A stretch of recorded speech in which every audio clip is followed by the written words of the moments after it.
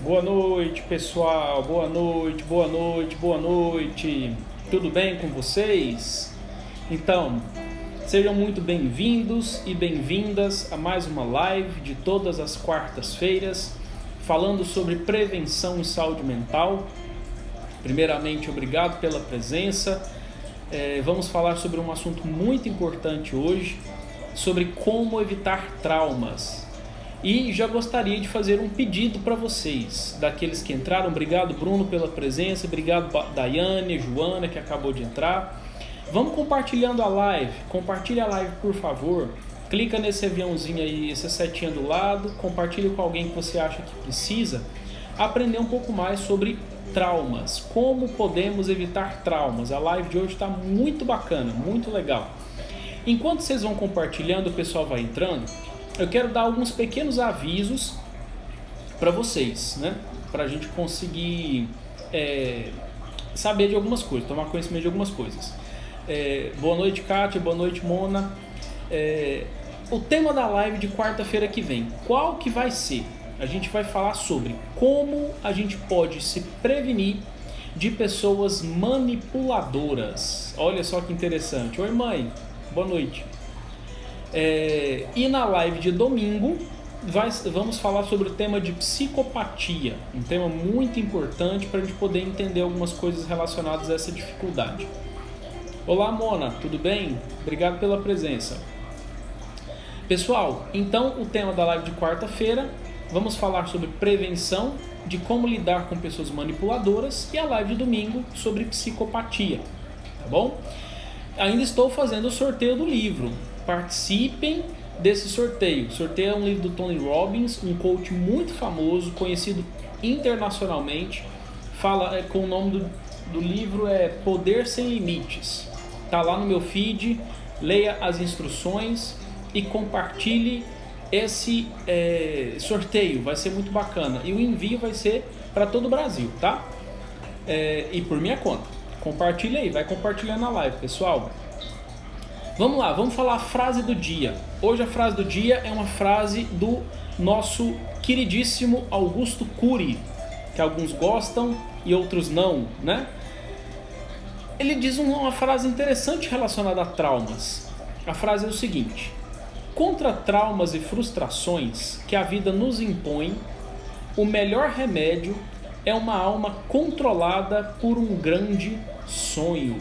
Olha que bonita essa frase, né? Muito legal. Eu gostei bastante.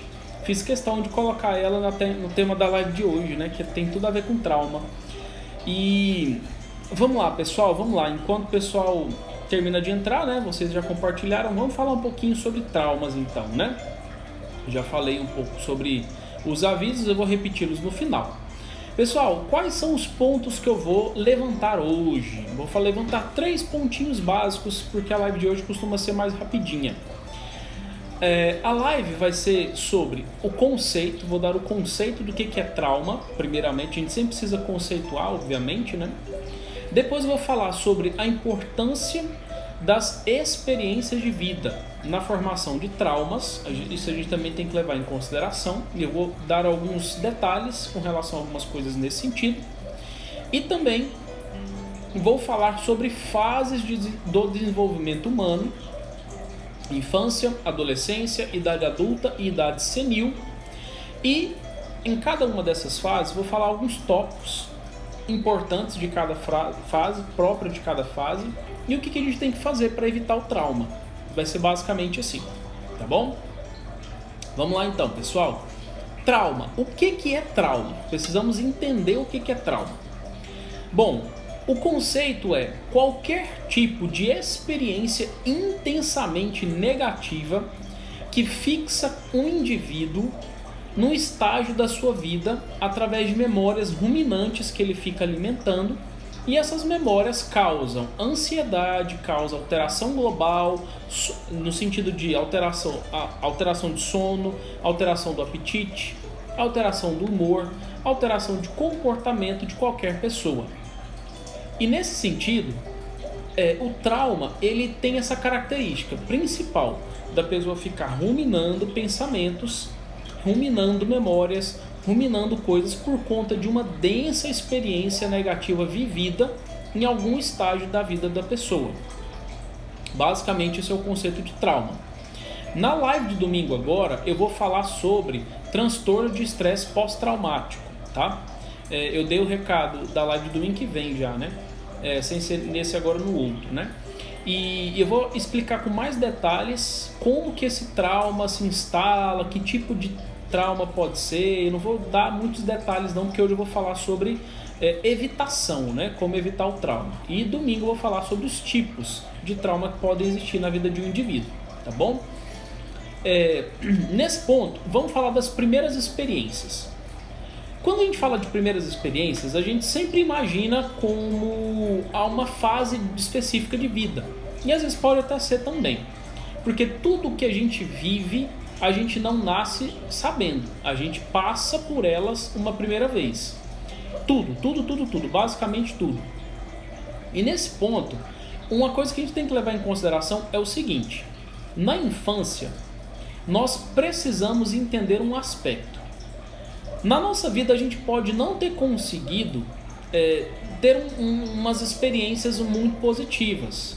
Pouco positivo, pode ter sido uma experiência negativa. Então, geralmente existe um padrão no comportamento humano de tudo que a gente vive de experiência, de primeira experiência na vida, meio que determina um padrão de reação que pode permanecer por toda uma vida, né? E nesse ponto, quando já se instala um padrão de reação, no futuro eu posso fazer o quê? Diminuir, amenizar, suavizar os efeitos desse padrão e dos elementos negativos que ele traz daquilo que eu vivi de primeira na vida, seja na infância, na idade adulta, na adolescência e etc, né? Então nesse ponto, qual que é o puxão de orelha? Qual que é a chamada de atenção que eu preciso fazer? Todos nós seres humanos devemos ter muito zelo com relação às primeiras experiências que vamos experimentar ou viver ou passar na vida. Temos que ter. Por quê? Dessas primeiras experiências é que a gente vai ficar sempre ruminando elas. Por isso que a característica do trauma tem uma ruminação. E essa ruminação, ela não é só no sentido negativo. Nós também fazemos isso com um sentido positivo. Por exemplo, quem nunca viveu aquela situação de reunião em família, e aí nas reuniões em família, o que a gente costuma fazer? Às vezes a gente vai reunir para poder conversar borracha. E quando a gente vai conversar borracha, a gente conta história, a gente conta piada, a gente lembra de momentos positivos, de histórias engraçadas, a gente vai curtir com a cara um do outro e tal. E esse processo, às vezes, ele é um processo meio repetitivo em todas as famílias, né? Enfim, existe meio que um padrão. O ser humano gosta de repetir coisas que faz bem, né? E isso é até natural. O que faz bem ele tem que repetir mesmo, né? E nesse sentido, no sentido positivo, isso também acontece. O trauma é relacionado geralmente ao negativo, mas o positivo também acontece. E por isso que nós temos que ter muito zelo relacionado ao padrão das primeiras experiências que vivemos, independente da idade que nós estamos, né?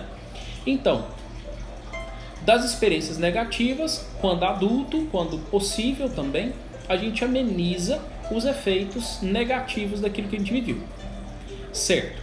Então, e quando a gente está na experiência positiva, o importante é a gente manter aquela originalidade, é a gente manter basicamente do mesmo jeito e melhorando o máximo possível aquelas experiências positivas que a gente viveu. Quanto mais positividade pra gente, pra perto da gente a gente traz, melhor a gente vai vivendo a vida, né? Isso é um preditor positivamente de qualidade de vida, né? Então nesse ponto, essas primeiras experiências, elas têm essa relevância fundamental. Precisamos aprender a cultivar muito bem as nossas memórias. E elas têm que ser sempre boas memórias. Memórias importantes que vão nos solidificar, nos dar base para viver bem a vida. Certo? Então agora, vamos falar sobre as fases de desenvolvimento humano. E o que é próprio, basicamente, né, de forma bem simples, bem pontual, bem objetiva, de cada fase de vida e o que a gente tem que fazer para evitar instalação de traumas nessas fases de vida específicas. Na infância, primeiro eu quero fazer uma puxada de orelha, né? Para aqueles que geralmente precisam exercer um certo papel de educador, a gente precisa estar disposto a uma coisa. Porque se a gente vai falar de fase de desenvolvimento, eu preciso me contextualizar. Se eu já estou adulto, beleza, depois eu vou chegar na fase adulta aqui e explicar para vocês como que acontece tudo na fase adulta, enfim.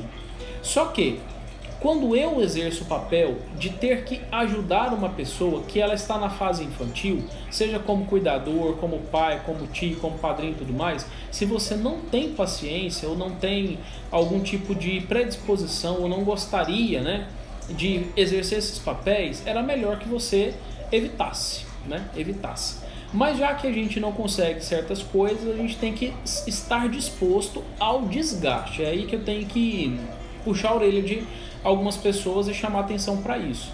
Eu preciso reservar em mim uma dose de energia extra para poder criar uma forma positiva, muito mais próxima daquilo que é o ideal. Eu sei que é impossível a gente conseguir fazer sempre muito bem, tudo certinho, tudo direitinho. A gente consegue se aproximar um pouco daquilo que é o ideal. Mas é importante fazer um esforço de chegar próximo daquilo que é o ideal, tá bom? Na infância, o que é importante? Um ambiente com muito carinho, com muito afeto, muito acolhida. A criança, ela não tem estrutura emocional para aguentar desequilíbrios muito intensos. Ela vai aprendendo a administrar, com o tempo ela vai esquecendo e tudo mais, mas um ambiente muito punitivo, um clima familiar muito amedrontador, muito tenso, muito pesado, é favorecedor de estresse.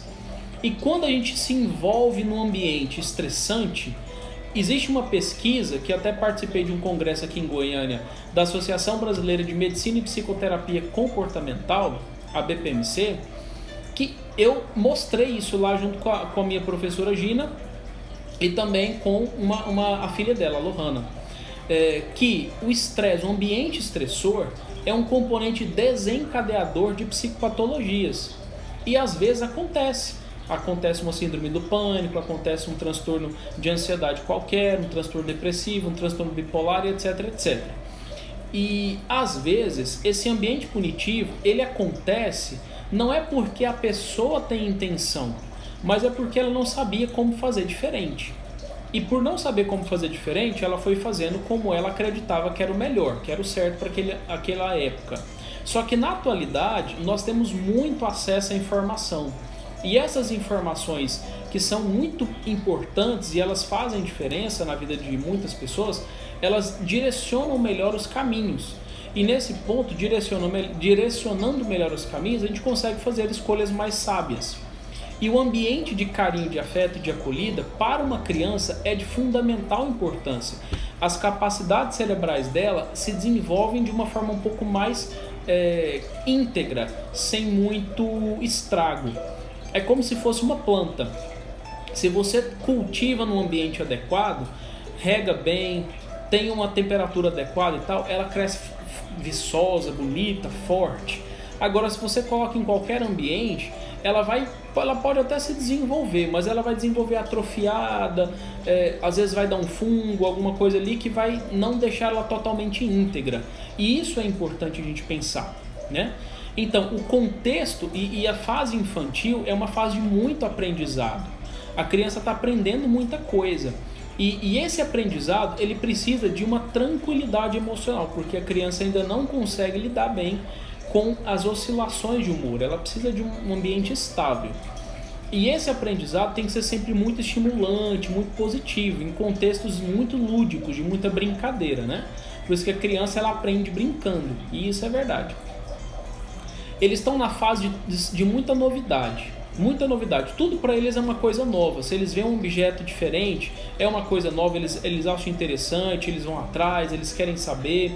E eles demandam muita atenção por conta disso, né? Eles precisam consumir essas informações que estão disponíveis no ambiente. Aí eles querem olhar, eles querem tocar, e nesse processo tem que ter muita paciência, né? É preciso ter a disposição de você dar atenção para orientar a criança, para poder explorar o ambiente junto com ela, perceber para onde é que ela está olhando, o que, que ela está observando, o que, que ela está percebendo, né? Isso ajuda bastante no direcionamento das capacidades intelectuais da criança, para ela perceber de que está tudo bem ela explorar o ambiente com os olhos, de fazer um comentário. Às vezes a mãe pega, ou então um cuidador pega e oferece o objeto para ela testar, para ver como é que é, e depois devolve para o lugar. E aí vai criando formas ali para poder fazer com que essas informações que a criança está absorvendo, que ela está aprendendo, né, não seja uma coisa tão traumática, não seja uma coisa tão, não pode mexer, não pode aquilo, não pode aquilo, não. Pelo menos observar ela pode, comentar sobre ela pode, né? Então a gente vai direcionando. E o que é importante, assim, qual que é a dica, de fato, para evitar trauma na fase infantil, que é aproximadamente até de 0 até aproximadamente lá seus 12, 13 anos, né? O ideal é o quê? É envolver a criança em um ambiente acolhedor, basicamente isso, afetivo e firme, e manter sempre esse foco, porque a criança ela testa, ela às vezes questiona, às vezes ela faz uma coisa, você orientou que ela não deve fazer aquilo e ela testa para ver se você vai ceder ou não. Então precisa de firmeza, o ambiente tem que ser afetivo, tem que ser acolhedor, mas tem que ser firme também, senão vira aquela coisa meio mole, né? Uma coisa meio solta demais, e não tem que ser assim, tem que ter direcionamento, tem que ter foco, né? Essa é a dica, envolvimento com atenção, com acolhida, com afeto, com brincadeira, com coisa lúdica, mas com foco, com firmeza, com sabendo dosar as coisas. Isso é a fase da infância, de 0 a aproximadamente 12, 13 anos. Agora vamos falar da adolescência, né? Que é uma fase tensa, uma fase complicada, né? A fase da tal da aborrecência, que muitos chamam. A fase da adolescência, ela vai aproximadamente de 13 anos, começa ali nessa fase dos 13 aproximadamente, e atualmente tem estendido até 25 anos de idade, pasmem. Os autores modernos aí da literatura da psicologia ampliaram a época de se viver a adolescência. Por quê? A gente não pode considerar um indivíduo adulto quando ele não consegue tomar conta de si próprio, pagar suas próprias contas, ter seu emprego próprio e tal. E na atualidade, os jovens têm ficado cada vez mais tempo com os pais. Até seus 25 anos aproximadamente, eles ainda estão aí finalizando uma faculdade, alguma coisa assim. E aí se estende até essa época, né? E essa fase da adolescência é uma fase marcada por quais pontos importantes? É a fase da ampliação do conhecimento. É onde o jovem vai começar a aprofundar aquilo que ele sabia de forma muito superficial quando criança, vai ampliar bastante o acesso a mais informações, aumenta as responsabilidades nesse ponto, de ter que administrar várias coisas, né? Enfim, responsabilidades maiores, aumenta o número de atividades para ser feita, etc. O corpo está mudando, uma série de transformações físicas também nessa fase está acontecendo. E tem uma característica mais intelectual nos jovens e emocional. O emocional deles oscila muito, né? Tem hora que eles estão bem, tem hora que eles estão mais tristes, mais irritados e tudo, por uma série de transformações, inclusive hormonais. Mas na fase da adolescência, uma característica principal, que é o que o povo chama aborrecência, é aquela arrogância que o adolescente carrega. O que significa essa arrogância, né, que o adolescente fica lá, né? É quando ele percebe que ele tem um pouco de conhecimento a mais do que alguns adultos. E aí ele se acha o detentor de todo o conhecimento, né? Se ele sabe mexer melhor no computador do que o pai, do que a mãe, alguma coisa assim, o adolescente se acha o entendedor, o tecnólogo da informação. E essa arrogância é porque ele não conhece uma outra pessoa que sabe mais do que ele para baixar a bola dele, entre aspas. Então ele se coloca como sendo aquele que sabe mais, porque de fato naquele momento, naquela circunstância, é isso mesmo, ele está sabendo mais que as pessoas do contexto dele. E aí nesse ponto existe uma outra coisa. Quando o adolescente percebe que ele sabe mais do que algumas outras pessoas, ele também percebe de que os pais, por exemplo, eles não são sabe tudo. eles são aquelas pessoas que têm limitação do conhecimento. E aí é a hora que o adolescente começa a olhar para fora. Ele vai buscar fora de casa algumas referências para ele poder admirar, algumas outras pessoas para ele poder aprender com elas. Porque de fato, isso é normal, é natural na vida, os pais eles não têm que saber de tudo, né? É óbvio de que a escola vai saber mais, o professor vai saber mais e outras pessoas vão saber mais. Não tem nada de errado com isso, está tudo certo. Mas o importante também, e aí já fica uma dica para os pais, é o seguinte: se você se preocupa, né, se existe uma preocupação com a fase de adolescência, de com quem meu filho está se identificando, ou minha filha está se identificando, quem que ele está buscando ser, assim, admirar como referência intelectual, de vida e tudo mais, a dica é: cultive bons amigos. Por quê? Se você aproxima pessoas diferentes para perto da sua casa e convive com bons amigos, esses bons amigos vão servir de referência para o seu filho. Eles vão perceber que os outros amigos às vezes têm uma outra informação que o professor às vezes, enfim, não sabe fornecer 100%. O amigo de fora pode ter uma intelectualidade um pouco mais avançada, enfim, não sei, alguma coisa direcionado nesse sentido, para poder servir como ponto de referência e não ficar sendo guiado por mídia televisiva ou qualquer outro tipo de pessoa nesse sentido, né? Já fica uma dica importante para você.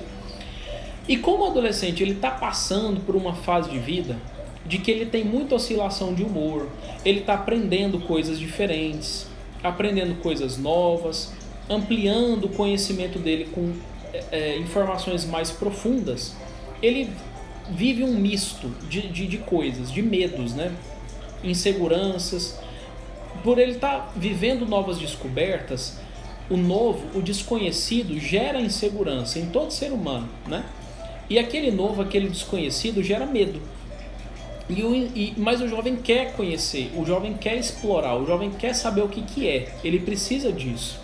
E aí é a hora que o jovem busca apoio, busca incentivo nessas novas descobertas. É muito típico da adolescência. E esse apoio, esse incentivo, ele tem que ser: tá, vamos lá, estou junto com você, porém preciso te passar algumas informações sobre o que você precisa fazer para evitar certas coisas, né? E aí é a hora que o pai ele se encontra um pouco limitado de informação. Não tem problema. Mas que esse pai participe do processo de busca da informação. Não tem problema não saber. E também se ficar inventando, isso aí o jovem ele pega, ele identifica, né? Quando o pai quer se pagar de sabichão, a coisa assim, né? Que sabe tudo e tal, o jovem percebe na hora. E aí ele fala: não é muito bem por aí. E ele vai buscar a fonte real da informação. Então, busque junto com esse jovem, participe do processo de ele conseguir aprender o que ele está precisando aprender. Se você tem experiência para passar, passa a sua experiência, mas ela não é a única responsável para poder transmitir para um jovem um conhecimento específico para ele saber o que fazer. Existem variações, e essas variações elas podem ser importantes, e aí é a hora que o pai tem que fazer parte do processo de busca dessas informações. Então, apoio e incentivos nas novas descobertas, participando desse processo. E outro ponto, né, que agora vem uma dica mais ampla, mais importante aí, que eu até antecipei um pouquinho. Para evitar traumas nessa fase de vida da adolescência, os pais precisam de proximidade. Porque nesse processo do jovem buscar contato com pessoas, com figuras de referência fora de casa, ali é que mora o perigo. Pode ser que aconteça alguma coisa que gere um grave problema, que eu não quero nem especificar o que. Isso aí podem acontecer várias coisas, né? Enfim. E nesse ponto, os pais eles precisam criar uma forma de se atualizar, de estar ligado, né? De aprimorar, de se desenvolver pessoalmente, de fazer com que os filhos tenham pelo menos o movimento de busca contínua dos pais para admirar, falar assim: nossa, meu pai não sabe tudo, mas ele é curioso, ele busca saber, ou minha mãe, né? Ele busca saber, ele não fica parado, ele está se movimentando sempre dá um jeito. Isso mostra para o jovem de que você realmente é humano, limitado, beleza, ele vai absorver essa informação importante para não ficar arrogante, né? Achando que sabe de tudo. E vai ensinar um valor importante. Não sabe? Vai atrás, não fala que sabe não.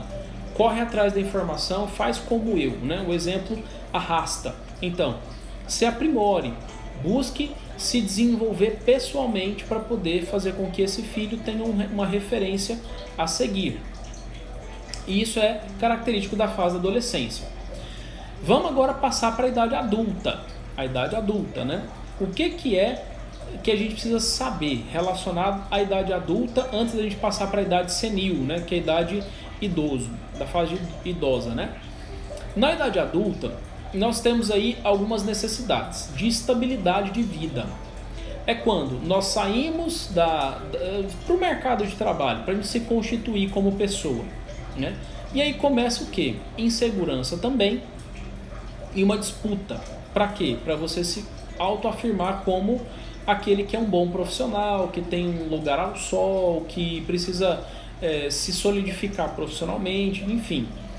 E nessa fase de vida é a hora que o indivíduo ou a indivídua ele vai constituir família, né? Enfim, para ter condição financeira, né? Para poder montar sua família, etc. E aí tem um ponto importante. Nessa época é que a gente passa meio que por uma prova de fogo. Qual seria a prova de fogo? Os valores que eu aprendi naquela época da infância e adolescência, eu preciso fazer uma escolha, porque eu vou entrar em contato com muita gente que vai tentar mudar os meus valores. Por quê? Uma empresa, um colega de trabalho, ele não vai ser igual a mim, E nesse ponto, ele vai tentar me envolver em circunstâncias que eu vou ter que me manter fiel aos meus valores, ou eu vou me trair nesse ponto. Eu vou fazer coisas que eu não gostaria de fazer, mas eu faço porque eu quero ser aceito no grupo, a empresa pode me mandar embora, alguma coisa assim. Ou a pessoa muda de atitudes, ou ela mantém-se naquele caráter específico. E isso é um processo que vem carregado de densidade emocional, de problemas emocionais, muitos conflitos emocionais, que isso pode gerar um trauma, né? Com certeza, a pessoa fica fixada naquilo, né? Se acha um impostor, enfim, alguma coisa nesse sentido. E nessas horas é muito, muito, muito importante a pessoa, o que fazer para evitar esse trauma, né? Dessa fase de vida. Isso também vale no casamento, às vezes no casamento, né? Porque precisa constituir família. A pessoa ela muda uma série de características que tinha na época da adolescência porque quer agradar o outro, quer fazer com que a outra pessoa se sinta feliz e muda aquilo que é de mais interessante em si mesmo. E ela se percebe traidora de si mesma, né? E aí vai gerando uma série de conflitos, isso deixa marca, isso vai deixando marca. Para prevenir tudo isso, qual que é a base? Porque o que eu estou falando basicamente na idade adulta é o seguinte, é você manter uma coerência de vida, né? É a sua correspondência entre aquilo que você fala e aquilo que você faz. Assim a gente consegue perceber uma pessoa autêntica, uma pessoa verdadeira, uma pessoa íntegra, né? Correspondência entre o que eu falo e o que eu faço. E para você conseguir manter-se assim, você precisa aprender a negociar ou até mesmo a falar, ser assertivo, quando alguém tentar mudar em você alguns valores que você não quer mudar, mas estão meio que te forçando a isso, né? Te conduzindo a isso, e viver o perdão, né? É muito comum nessa fase adulta as decepções se acumularem que começa na adolescência, né? Esqueci de falar isso. Na adolescência começam as primeiras decepções amorosas, decepções de amizade, etc. Isso vai marcando o indivíduo, que isso tende a se arrastar na idade adulta, né? Então, as mágoas, os ressentimentos, às vezes até um sentimento de um certo ódio com relação a algumas pessoas, começa a ficar mais intenso na idade adulta por a gente ter que conviver com muita gente diferente e pessoas que às vezes fazem coisas muito ruins, né, umas com as outras nessa fase específica de vida, independente do âmbito, se familiar, profissional, amoroso ou de amizade. Então nesse ponto é viver o perdão. Eu já fiz até uma live sobre isso, só que eu não consegui deixar ela salva, não sei porquê. E viver o perdão ajuda muito a você evitar fixar-se numa fase específica, numa memória específica e ficar sofrendo por aquilo, né? Basicamente, a idade adulta, saber dialogar, saber conversar, saber se posicionar, colocar limites e viver também dentro da gratuidade do perdão. A gente precisa viver isso, né? E agora, para a gente poder falar da última parte, é a idade senil, né? A idade senil, a idade idosa. O que a gente percebe de mais característico nessa idade idosa? O indivíduo precisa aprender a lidar com as limitações, novas limitações físicas. O corpo passa por uma transformação muito importante. A cabeça também passa por uma transformação. E nesse ponto da limitação física, de acontecer um pouco mais de sentir dores, a qualidade de vida altera, né? Existe uma dependência um pouco maior com relação a precisar de outras pessoas para fazer algumas coisas por eles, né? Por si mesmo e tal. Um dos pontos que mais atrapalha é o isolamento também social. O idoso ele tende a se isolar, achar que não tem mais, as pessoas não têm mais interesse, ele não tem mais nenhum atrativo, ele vai tendendo a ficar mais isolado mesmo, naturalmente. E para essa fase, é muito comum, nessa fase, quer dizer, o idoso olhar para trás e se arrepender de uma série de coisas que aconteceram no histórico de vida, né? Aí começa a ficar mais sensível, mais carente, querendo mais atenção, né? E nesse ponto, às vezes ele se torna um pouco muito molenga, né? Assim, enfim, tudo que quer faz e coisas nesse sentido. Principalmente relação entre avós, é muito assim, né? E nesse ponto, a transformação principal dessa fase de vida é a limitação física e a dependência dos outros ter que fazer alguma coisa por eles, né? Eles sempre foram aqueles que faziam as coisas pelos outros e agora eles se enxergam numa posição de que eles têm que receber isso dos outros, né? Isso gera sofrimento, gera um pouco de problema, porque às vezes vem com uma série de conflitos aí. E o que tem que fazer para poder evitar trauma nessa realidade de vida, nessa fase específica de vida? Aceitação. Não há o que ser feito, né? A limitação física está aí. Falar assim, não, eu dou conta, só vai trazer mais problema. Se ela tentar fazer sozinha mesmo, assim, por uma série de realidades, isso pode gerar um problema, pode cair, pode machucar, enfim. Tentar sozinho, às vezes, fazer uma coisa que precisa de uma atenção maior, lembrar de alguma coisa, que às vezes uma outra pessoa também está com uma memória um pouco mais pronta ali. Aceitar a dependência, né? Aceitar que a limitação física existe, aceitar. Não querer voltar no tempo, não querer ser diferente ou fazer diferente, porque não tem mais o que ser feito, né? E aproveitar essa fase de vida, porque é uma fase de muita carência, muita carência afetiva, né? Então, aproveitar para poder fazer o que deveria ter feito quando era mais novo e não conseguiu, fazer uma reposição mesmo, né? Uma compensação, se possível, né? E se oportuno também, né? Então, basicamente, seriam essas as fases do desenvolvimento, com essas pequenas dicas bem simples para poder evitar certos traumas. E se a gente parar para pensar um pouquinho, cada fase, cada momento, cada época que a gente vive, é só a gente ter um pouquinho de, peraí, o que eu posso fazer para poder tornar isso aqui um pouco mais agradável, né? Só colocar dentro do coração, dentro da cabeça também, a intenção de fazer bem feito, de dar certo, a intenção de dar certo. A intencionalidade que existe dentro do coração do ser humano, ela direciona o nosso comportamento. E às vezes o nosso cérebro, ele se organiza de uma forma que vai fazer com que a gente alcance aquele objetivo, aquela intenção de uma forma muito espontânea, muito fácil. Só que o problema é que a gente não coloca nenhuma intencionalidade, a gente apenas vai vivendo. E aí é que todos os problemas começam a acontecer. E às vezes a gente esconde a intenção. Se eu não quero isso, eu não quero aquilo, eu preciso transformar essa intenção na minha vida, né? Dentro de mim, para saber o que fazer diante de um contexto que eu estou meio que obrigado a viver ele, né? E assim a gente vai conseguindo evitar certos traumas, a gente vai conseguindo aprender a lidar um pouquinho melhor com a nossa própria vida, tá bom? Pessoal, vocês ficam sempre me ouvindo tão quietinhos, né? Tão quietinhas. Se alguém tiver alguma dúvida, vai escrevendo aí no bate-papo para eu responder, enquanto eu repito os recados dados no comecinho da live. Nessa live de domingo agora, que vai acontecer, eu vou falar sobre transtorno de estresse pós-traumático, no dia 24. E na live de quarta-feira que vem, eu vou falar sobre como prevenir-se de pessoas manipuladoras. Se você conhecer alguém assim, convida para a live de quarta-feira, vai ser muito bom. Sempre que puder, compartilhe a live com uma pessoa que precisa aprender um pouco mais sobre prevenção em saúde mental e alguma coisa sobre psicopatologia. Tenho certeza que ela vai se beneficiar muito daquilo que é dito aqui toda quarta e domingo.